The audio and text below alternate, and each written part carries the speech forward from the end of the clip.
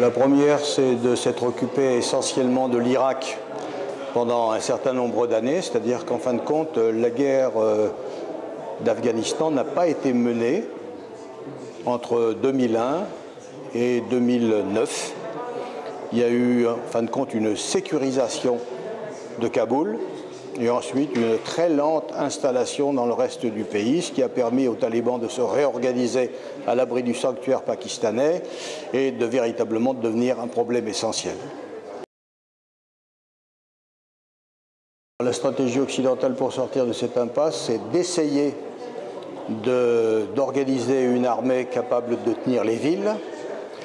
et puis par la suite de négocier tout en frappant l'adversaire, en essayant de l'affaiblir et in fine, à mon sens,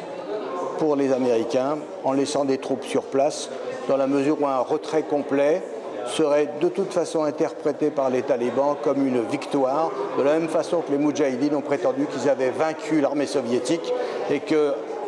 l'URSS s'est effondrée essentiellement grâce à eux.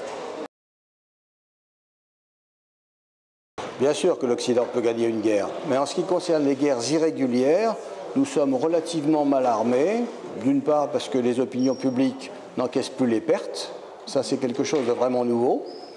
d'autre part parce que sur des théâtres secondaires, ils ne sont pas toujours persuadés de la justesse de la guerre en question, et puis troisièmement parce qu'en général elles sont mal enclenchées. Je vais vous prendre un exemple, je ne sais pas quel est le type à Washington qui a décidé en 2006 que c'était intelligent de faire intervenir des troupes éthiopiennes en Somalie, mais c'est un peu comme envoyer des troupes russes